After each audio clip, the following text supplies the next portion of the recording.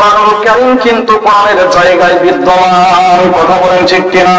আজকে বাংলার জমিনে যেই নাস্তিকগুলো মাথা চড়া দিয়ে কোরআনুল কারীমের পিছে লাগবে, তারাই দেখবেন একদিন দুনিয়া থেকে চলে যাবে, কিন্তু এই কোরআনুল কারীমের জায়গায় থাকবে কি থাকবে না? কোরআনুল কারীম তার জায়গায় ঠিক থাকবে। অতএব যারা কোরআনুল কারীমের সঙ্গে লাগতে চাই, প্রিয় ভাইয়েরা আমার, আগে বুঝে তারপরে রাখবেন। নতুবা আপনার চাইতে বড় বড় বিশাল বড় বড় নমরুদ ফেরাউন চলে গেছে, আবু জেহেল উতবা সাইবা চলে গেছে, তুমি বাংলাদেশের একজন মুসলমান হয়ে আলহামদুলিল্লাহ বলতে নিষেধ করো, মাশাআল্লাহ বলতে নিষেধ করো, সুবহানাল্লাহ বলতে নিষেধ করো। তুমি কি জানো একবার সুবহানাল্লাহ বলার ফজিলত কতটুকু? জানলে বলতো কথা বলেন। দেখবেন যাই কোরআন কারীমের পিছনে গেছে, এদের জন্মের ঠিক নাই। আমাদের কথা বলেন না কেন? যারাই কোরআন কারীমের পিছনে লাগছে, খোঁজ নিয়ে দেখবেন এদের পিতা মাতা ঠিক নাই। যে জন্য এই কোরআন কারীমের সঙ্গে আগে কথা বলেন ঠিক কিনা? আমার ভাইরা, আমার বন্ধুগণ, মুসলমান বাবাজি, এই কোরআন কারীমের পিছনে আজ থেকে ১৫০০ বছর আগে যারাই লেগেছে তারাই চলে গেছে। আমার বন্ধুগণ, আমার ভাইয়া, কোনো দিকে কোনো কান নাই, কোনো দিকে কোনো নজর নাই। নজর থাকবে শুধু কার দিকে? কথা বলেন। একটু চলে বসেন, আমি আর ভূমিকা দিব না। নজর থাকবে আমার দিকে, যে কথাগুলো বলবো সুন্দর করে আকৃতি দিয়ে কান দিয়ে শ্রবণ করতে পারবেন তো? কথা বলেন। কথা বলেন না কেন ভাই? সুবহানাল্লাহ, আলহামদুলিল্লাহ। আল্লাহর কথা বললে কি গুনাহ হবে?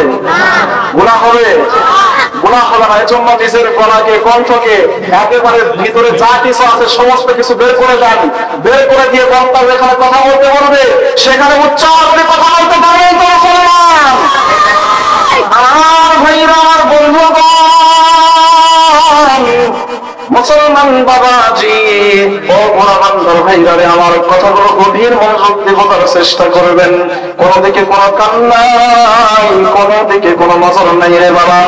আমার ১৫০০ বছর আগের একটি ঘটনা, একটি কোরআন কারীমের তাফসীর আপনাদেরকে শোনা দেই। মুসলমান প্রিয় ভাইরা, দেখেন আগের যুগে নবীর জন্য তার সাহাবীরা কত আশিক ছিলেন, কত পাগল ছিলেন। একজন সাহাবী ছিল, তার ছিল সাহাবী, বাবা সাহাবী, সন্তান সাহাবী। বাবা সাহাবী কোরআন কর্মের জন্য, কোরআন কাজের জন্য বাইরে চলে গেছে। সন্তানটা ১২ বছর বয়সের বালক সাহাবী, ১২ বছর বয়সের বালক সাহাবী মার কাছে ডাক দিয়ে বলতেছে, ও মা, আজকে গত কয়েকদিন হয়ে যায় মা, আমি তো কোনো খাবার খাই না। ও মা, আমাকে যদি একটু খাবার দিতে আমি একটু খাবার খাইতাম। মা ডাক দিয়ে বলতেছে, এই বেটা, তুমি তো জানো আমার সংসার গরিব সংসার, তোমার পিতা তোমার কর্মের কারণে বাইরে গেছে, তোমার পিতা কিছুক্ষণের মধ্যে বাড়িতে চলে আসবে। বাবা, তুমি চিন্তা করো না, তোমার বাবা আসলে তোমার বাবার সঙ্গে নবীজির দরবারে যাবা, কারণ আমার নবী আপনার নবী এমন নবী, এমন নবী, যে নবীর চেহারা দেখার সঙ্গে সঙ্গে তোমার ক্ষুধা নিবারণ হয়ে যাবে। মুসলমান বন্ধুরে, এইবার বালক সাহাবী ডাক দিয়ে বলতেছে, মা, তাও কি খাবার দিতে পারবা না? মা ডাক দিয়ে বলতেছে, বেটা, আমার তো মনে চাই তোমাকে একটু খাবার খাওয়াই। তোমার বাবা যদি কাজ না করে ৩ দিন ৪ দিন পর্যন্ত বাড়ির উনুন জ্বলে না, চুলা জ্বলে না। তুমি তো দেখছো আমরাও খাবার খাই না। তোমার বাবা আসলে তোমার বাবার সঙ্গে নবীজির দরবারে চলে যেও। ইন্ডিমিন টাইমে বাবা চলে এসেছে, আসার পরে দরজার বাহির থেকে দরজায় নক করছে। এইবার সাহাবী বালকের মা ডাক দিয়ে বলতেছে, বাবা, তোমার বাবা মনে হয় চলে এসেছে, তোমার বাবা মনে হয় চলে এসেছে। দরজাটা খুলে দিছে, দেওয়ার পরে দেখতেছে স্বামী। যার দিল আছে, যার দিল আছে বয়ানটা শুনবেন, আমি আশা করি চোখের পানি ধরে রাখতে পারবেন না প্রিয় ভাইয়েরা আমার। এইবার বালক সাহাবী মাকে ডাক দিয়ে বলতেছে, মা, আমার বাবা মনে হয় চলে এসেছে। বাবা আসার পরে বাবার হাতে কিছু পোটলা ছিল। বালক সাহাবী মনে করছে কত না জানি খাবার আমার বাবা নিয়ে আসছে। খাবারটা খুলে থাকে, পোটলাটা খুলে থাকে, কোনো খাবার নাই। সাহাবী বালক সাহাবী ডাক দিয়ে বলতেছে, মা আমার আব্বা এতদিন পর্যন্ত দূর থেকে আসলো, আমার উন্নত কোনো কিছু নিয়ে আসে নাই।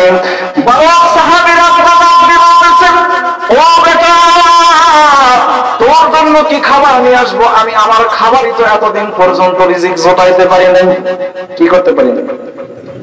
রিজিক জোটাইতে পারি নাই। বেটা চল, তোর মা বলেছে নবীর দরবারে গেলে নাকি ক্ষুধা নিবারণ হয়ে যায়।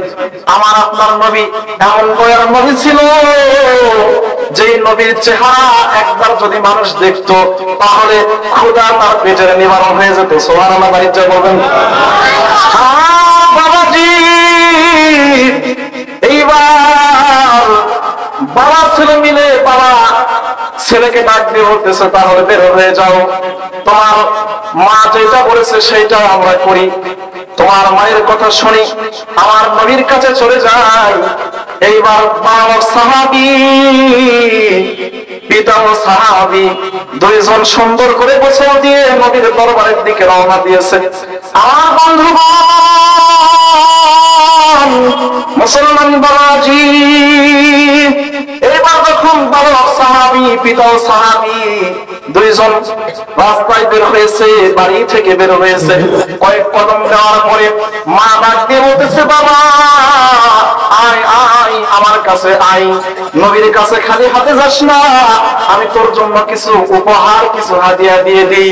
এইবার বালক সাহাবী, আগের যুগে দেখবেন আমাদের যখন দাদা অথবা নানা বাজারে নিয়ে যাইতো কি যাইতো না?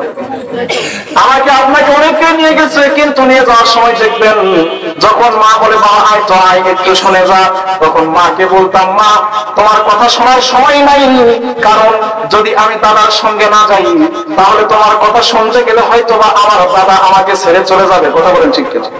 হয় না? অনেক যদি মানুষ আছে তারা কি করে, যাইতে চায় যদি ছোট বাচ্চা, তো তার দাদা নানা বাপ বলে কি, বাবা তোমার মা কি জানি বলবে, বলে না? কথা বোঝেন না নাকি আপনারা? আমার কথা বুঝতে কষ্ট হচ্ছে? বলে কি বলে না? বোতলের মধ্যে দেখবেন বোতলের খাপ, বোতলে কেউ মুখ খা ছিল না এক সময়, গাছের কিছু কিছু ছোট ডাল কেটে কেটে ডালগুলোকে বোতলের মুখ খা বানানো হতো, হয়তো না? এই ডালগুলো লাগায় দিত। সাহাবী